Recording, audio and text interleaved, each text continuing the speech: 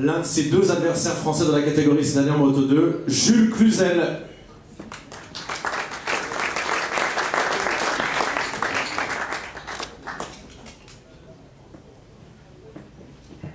Bonjour Jules, qui avait pris une mauvaise habitude, qui détestait, c'est-à-dire que pendant 2 années, je crois 2008-2009, Jules il est venu commenter sa propre course, et c'est jamais bon signe, en cabine Eurosport. Ouais, c'est vrai que je me suis blessé 2 fois au Grand Prix de France, ça m'a pas vraiment réussi depuis mes débuts.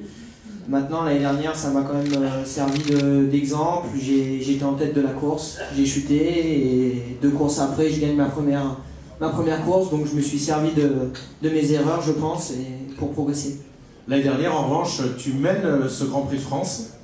Bah oui, c'était un moment assez magique. Maintenant, ça a été trop court pour moi. J'espère pouvoir le récidiver cette année. Et puis, depuis l'année dernière, depuis ce moment-là, je pense avoir progressé. Donc voilà, je reste plus calme. J'ai eu du mal à gérer ce moment. Je me suis un peu emporté. J'étais, je pense, un peu au-dessus du lot à ce moment-là. Et j'ai voulu trop faire à un moment de la course qu'il fallait pas. Donc je m'en voulais. Ça a été dur après.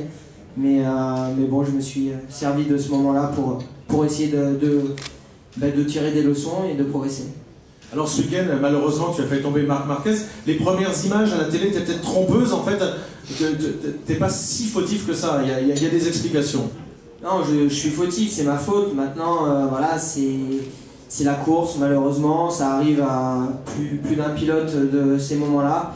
C'était des conditions difficiles, les lignes blanches étaient impraticables. J'ai malheureusement touché à peine la ligne blanche et j'ai pas pu freiner.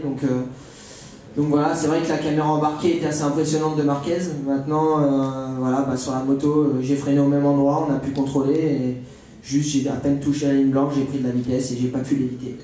Après 2 podiums au Qatar, la dernière victoire à Silverstone. Quand on est le 21e pilote français à avoir gagné un Grand Prix, il y a eu le déclic. On a plus d'assurance maintenant quand on sait qu'on a déjà gagné.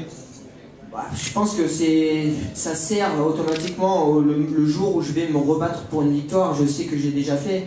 Maintenant, alors que plutôt il y en a qui courent après une victoire depuis longtemps, qui font des podiums et qui n'arrivent pas à finir sur la plus haute marche. Maintenant, voilà, j'ai pas eu une fin de saison facile l'année dernière, donc je pense pas que ça m'ait servi énormément pour pouvoir aller chercher plusieurs victoires. Ce qu'il faut, c'est retrouver la vitesse et puis gérer la victoire que j'ai eue l'année dernière de la même façon. Et puis j'espère cette année pouvoir encore goûter à ce genre de moment. Alors l'année dernière, il y a eu cette victoire. Cette année, on ne sait pas ce que ça va donner, mais on en parlait dans l'avion lundi matin. Ton objectif, tu vois apparaître les 1000 cm3 avec la disparition des 800 l'an prochain. Tu auras envie dès l'an prochain d'être en catégorie reine avec Randy?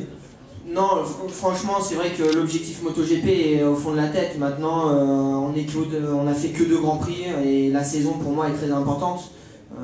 L'année dernière, j'ai fait une bonne saison, mais pour moi pas assez régulière. Donc voilà, il faut essayer de faire une saison consistante, essayer d'être performant dès la prochaine course, et puis marquer des gros points et être bien placé à la fin du championnat. Automatiquement, si je fais partie des pilotes en vue à la fin de l'année et que le passage à la 1000 permet d'avoir plus de motos, c'est possible.